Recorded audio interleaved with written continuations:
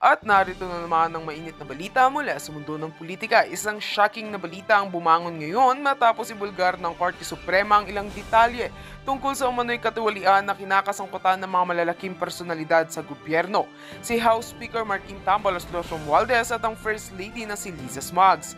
Ayon sa mga ulat, may mga hindi pa nare-resolbang issue ng iligal na transaksyon at paglabag sa batas sa loob ng kanilang mga opisina.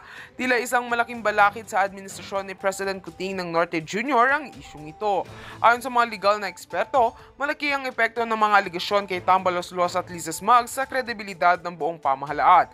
Matatandaan si Tambalos ay malapit na kamag-anak ng Pangulo at ang First Lady naman ay asawa ng Chief Executive.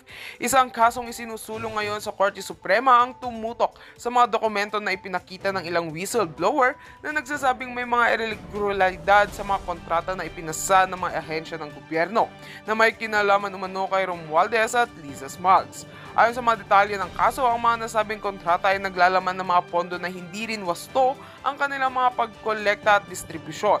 Pinabulaanan naman ng mga tagatanggol ni Romualdez at Liza Smugs ang mga akusasyon.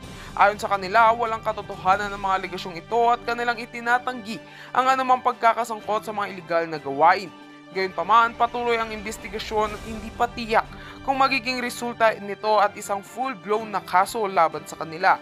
Habang patuloy ang mga investigasyon, nananatiling matatag ang administrasyon sa pagpapahayag na ang mga aligasyon ay walang basihan at hindi magtatagal. Subalit, para sa marami, ito ay isang malupit na hamon sa administrasyon ni Pangulong Marcos. Nananatili ang tanong kung ang mga isyong ito ay magdudulot ng huling paghupa ng suporta para kay PBBM.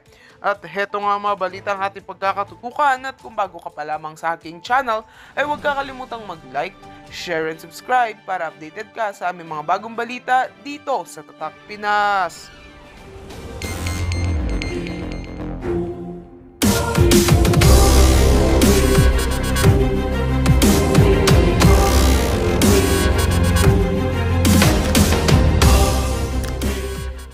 Yang mga anak, buti na lang aniya ay napigilan ng mga opisyal ng Homeowners Association. Dagdag pa na tanong ni Vice President Sara na kung sinasabi ni Marbil ay walang banta sa pangalawang Pangulo, bakit pwede pang mag-request ng dagdag na personnel at bakit nagtira pa ng 45 tauhan ng PNP na si Marbil pa ang pumili.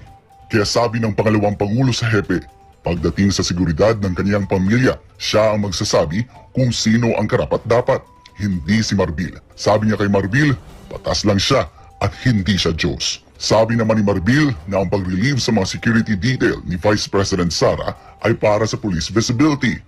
Para sa pangalawang Pangulo, maganda sana ang hangarin kung totoo. Pero kaduda-duda aniya dahil ang 38 sa 75 PNP personnel ay nagmula pa sa Mindanao at inilipat sa NCR na para bang aniya ay hindi kulang ang pulis sa Mindanao. Matagal ng issue ani VP Sara ang kakulangan ng pulis at hindi mahahabol ni Marbil ang police to population ratio sa pagkuha nito ng tauhan sa kanyang security. Pagbibigay diin ng pangalawang Pangulo na ang kailangan ng PNP ay isang hepe na makabagong mag-isip at gagamit ng makabagong teknolohiya para solusyonan ang problema sa peace and order. Kaya pag-aalala ni VP Sara, kung kaya ni Marbil na ilagay sa alanganin ang kanyang seguridad, paano na lang sa karaniwang taong bayan, gaya ng ginagawang intimidation ng PNP sa mga ordinaryong mamamayan para sa pagsilbi ng arrest warrant kay Pastor Apollo C. Kibuloy.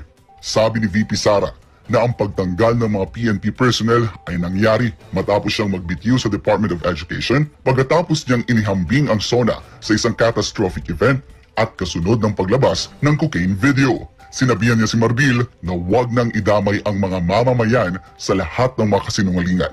Malinaw aniya na ang nangyari ay isang political harassment. Sa huli, paalala ni VP Sara kay Marbil na laging magsabi ng totoo para hindi magkabuhol-buhol ang kanyang mga kwento. Samantala, nanawagan naman si Senator Bato de la Rosa sa mga dating PNP at AFP personnel na bihasa sa unarmed combat na magsabi kung handa silang magbigay ng seguridad at proteksyon kay Vice President Sara.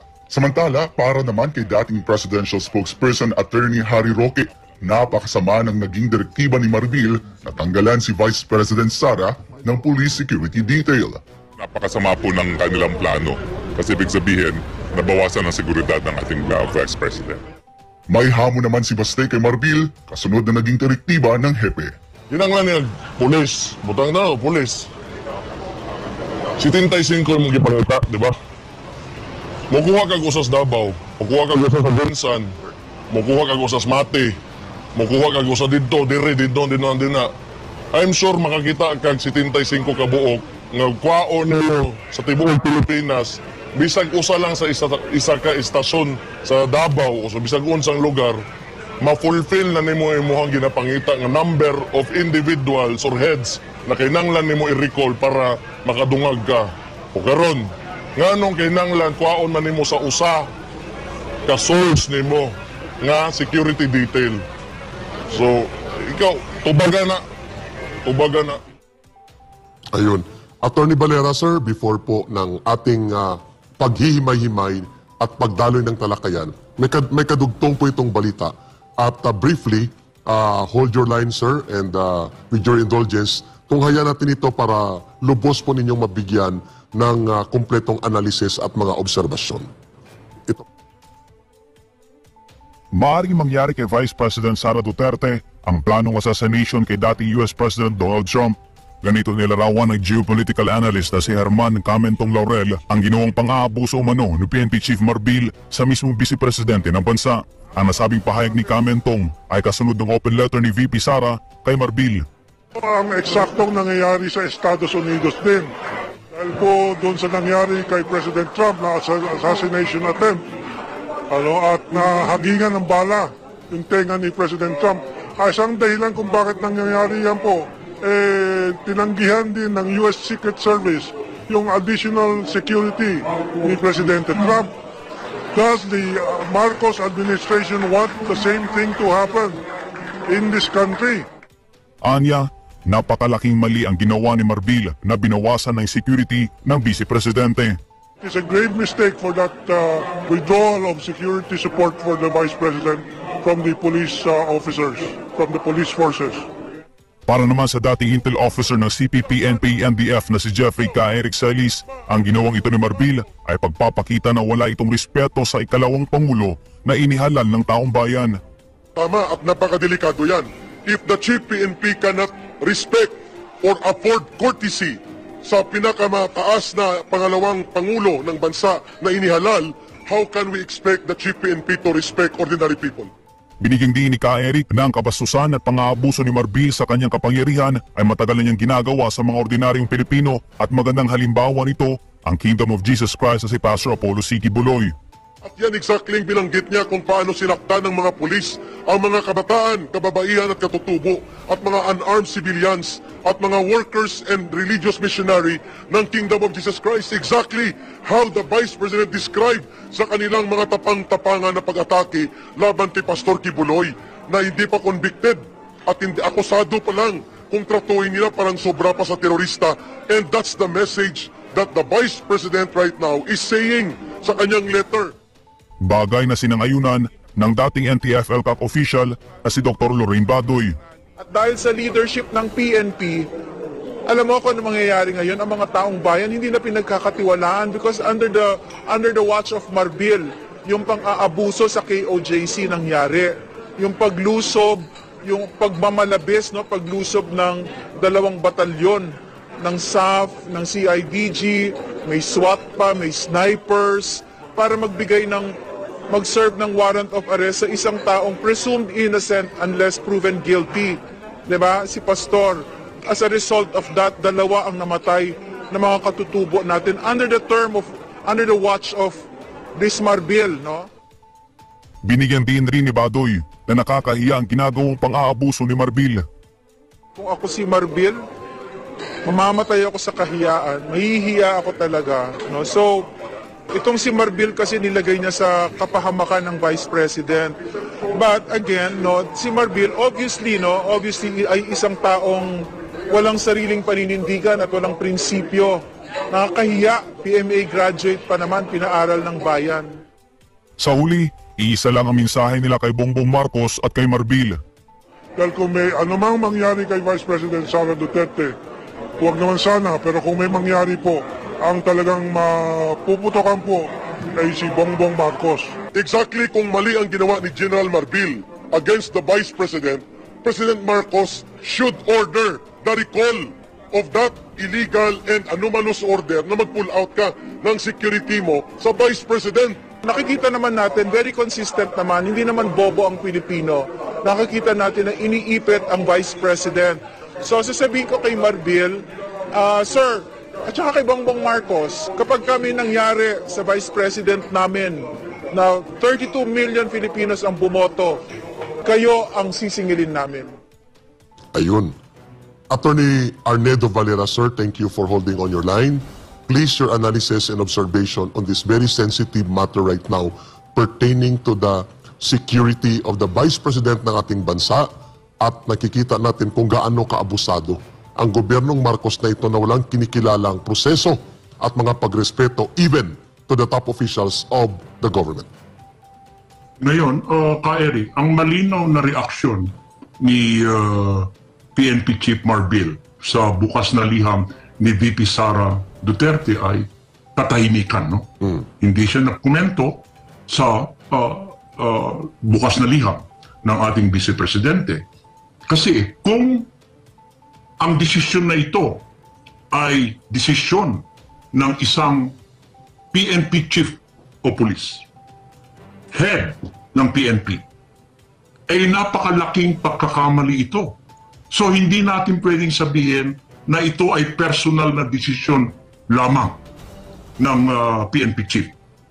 Natitiyak ko na we can intelligently guess or surmise na merong nag-utos sa kanya sa pag-alis ng PNP security personnel. Ikumpara mo yan sa security personnel ng ating Pangulo, Ka-Eric. Yes. Isang brigada. Tumutukoy tayo ng Presidential Security Group siguro ng mga 2,000 or 3,000, no? So, Tama. itong 75 na bahagi pa niyan yung tinatawag nating close-in security personnel na nagmula pa sa Davao noong 2007, humigit kumulang yan 34, ay hindi na dapat pinakialaman yan, no? So, tama ba na nailagay sa panganib si VP Sara Duterte at ang kanyang pamilya? Oo, nilagay ng PNP Chief sa panganib ang buhay ni Vice President Sara. Klaro. Hindi ito sa realm ng possibility, Ka-Eric. Realm ng probability ito. Dahil napakalinaw yung pagpapakita ng mga irregularidad sa desisyon ng PNP. Katulad nung nabanggit mo kanina, inilahad ni VP Sara yung detalye na bakit irregular yung desisyon ng PNP. Yung maling pahayag na may request mula sa OVP at ang kaduda-dudang paglilipat ng mga tauhan mula sa Mindanao sa NCR. Ito ay nagpapakita ng, of course, positibo yan sa liham naman ni VP Sara dahil pinapakita niya yung kanyang kakayahan na makita at itama ang maling gawain sa loob ng sistema. Pero ang issue rito, tanggap ba ni PNP Chief na merong pagkakamali? Kasi kung tanggap niya yun, dapat may agarang aksyon. Tama. Ang agarang aksyon ay ibalik ang security personnel. Pero himayin natin yung liham ni VP Sara. No? Sige. Kasi marami magandang puntos doon. Makikita natin kung bakit dakila itong leader na ito, si Vice President Sara. No? Mataas yung moral ascendancy niya, mataas yung kanyang emotional intelligence bilang leader ng ating bansa. Number one, yung pagiging professional niya sa pagtanggap ng desisyon, no? Doon sa bukas liham niya, pinahayag pa rin ni VP Sara na ang pagbabawas ng kanyang security personnel ay hindi makakaapekto sa kanyang trabaho bilang pangalawang Pangulo ng Pilipinas. Klaro. So dito, Eric, pinapakita niya ang kanyang profesionalismo at kakayahan na tanggapin ang desisyon ng PNP sa kabila ng kanyang nanganganib na buhay dahil sa ginawa ng PNP Chief. Pangalawa, yung pagtuto sa mga mahalagang isyu ng bansa. Isipin mo, nanganganib ang buhay mo, nilagay sa panganib ang buhay mo at ang iyong pamilya mo. Pero naniniwala si VP Sara na mas maraming mahalagang suliranin ang bansa na dapat pagtuunan ng pansin, kaya sa kanyang personal na proteksyon. So dito mo makikita kung gaano kataas ang stateswomanship ni VP Sara, no? Dito natin makikita ang kanyang dedikasyon sa paglilingkod sa kanyang bayan at pagtutok sa isyung nakakaapekto sa karamihan ng mamamayan. Pangatlo, dito sa bukas na liham niya, ay nilinaw niya ang mga kasinungalingan, ka Eric, at pagpapanatili ng katotohanan. Dahil kung titignan natin, nabasa ninyo yan kahapon at sa ngayon, ay nilinaw ni VP Sara ang mga maling pahayag at kasinungalingan na inilabas ng PNP chief. Okay, tama. Kaya ang kanyang bukas na liham ay kung titignan natin ay naglalayong ituwid ang mga maling impormasyon upang hindi malinlang ang publiko. Napakita siya rito, ka Eric, ng lalim ng integridad Yeah. at pagpapahalaga sa katotohanan. Attorney Valera, maganda yung tinura ninyo na tinuwid niyang kasinungalingan na ginagawa ng Chief PNP sa pagtatabon-tabon at pagtatakip-takip sa kanyang mali at anomalya na hakbang na pull-outan ng seguridad o ng security detail personnel ng PNP ang ating Vice Presidente. Una, sinabi ni Sara Duterte, ang ating Vice President, mga kababayan, hindi po nag-coordinate si Chief PNP. Walang courtesy meeting or consultative process. Mali po yun eh. Kasi Vice President yan, at ang binabanggit ni Atty. Valera, dapat i-afford mong courtesy. Kung mayroon kang gustong i-adjust sa personnel, deployment, and numbers, you have to talk to the Vice President. Hindi yung parang wala kang pakialam kung anong reaksyon niya, basta ikaw ang masusunod dahil ikaw nagpapatupad ng batas. At sabi nga ni Vice President Sara Duterte, nag-aakto siyang parang Diyos na hindi naman sa Diyos. At ang isang kasinungalingan niya, Atty. Valera, nag-a-assess siya na hindi official, itong si Chief PNP, ng threat security and situation is Vice President Sara Duterte without valid official security assessment na nanggagaling sa DND or sa ano pa mang ahensya. Ito'y personal na pagtingin niya na wala namang ganong kabigat na threat ang Vice Presidente based on personal observation lamang niya. That is a height of unprofessionalism, Atty. Valera. Would you like to react to that? Tama, tama. Diyan ang patutunguhan natin. Ikaw ang PNP chief. Kaya ang tanong natin kanina, yung assessment mo ba ay objektibo or subjective? Yun. Nagkaroon ba ng discussion dyan? Nagkaroon ba ng consultation? Ano pa no yun? Napakahirap bang tawagan si Vice President Sara Duterte at upuan kahit na 20 minuto Correct. at i-discuss itong security personnel na ito na bahagi naman ng security protocol ng ating bansa. Bahagi yan. So naintindihan niyo yan. So I'm pretty sure, ka Eric, na marami sa kapulisan, na maraming mabubuti ang puso at matiwasay mag-isip na alam nila na mali ang ginawa ni PNP Chief Marbil dito, no? Kaya kaya ang tanong natin kanina, kung personal na assessment mo yan at hindi ka nagkaroon ng tinatawag nating consultation, sino ang nagbigay Ayun. ng utos at clearance sa iyo? So kaya nga, tama yung inyong mga assessment. Kung merong mangyayari, hindi lamang kay VP Sara, kundi sa pamilya niya, ang mananagot hindi lamang si PNP Chief, mananagot ang administrasyon ni Marcos. Correct. Kasi kung tumatahimik sila ngayon, pagkatapos bitawan at ihayag ni VP Sara ang kanyang bukas na liham, wala tayong nakikitang komento, wala tayong nakikitang agarang realisasyon na merong pag-unawa at merong pagkakamali. Bagkus ay iniiwasan nila na matanong sila sa komprehensibong pagsusuri na dapat ginawa nila Yes. na bilang bahagi ng security protocol, ka Eric. Correct. Agree. And Atty. Valera, nakakabahala yung pag-brush aside the display of arrogance and insensitivity of General Marbil as the Chief of the Philippine National Police nang tinatanong na siya ng media kung anong reaksyon niya sa napakabigat at napakadirekta deliberate and categorical na mga pahayag na ginawa ni Vice President Sara Duterte sa kanyang napaka-anomaliyang hakbang ng pagpulat ng mga security personnel detail ng PNP kay Vice President Sara Duterte ay inignore niya, tinalikuran niya at parang wala siyang pakialam kung ano ang pahayag ng Vice Presidente. That is not just very worrisome, attorney, hindi lang yun nakakabahala, kundi it displays also how this chief PNP, Marbel, will treat ordinary people exactly how Vice President Sara Duterte becomes so worried na kung paano nila sinaktan ang mga kabataan doon sa Kingdom of Jesus Christ, mga kababaihan, katutubo, mga religious workers and missionary of the church ng Kingdom of Jesus Christ sa illegal na mga paglusob ng kanyang utos doon sa mga CIDG at Special Attack Force ng PNP.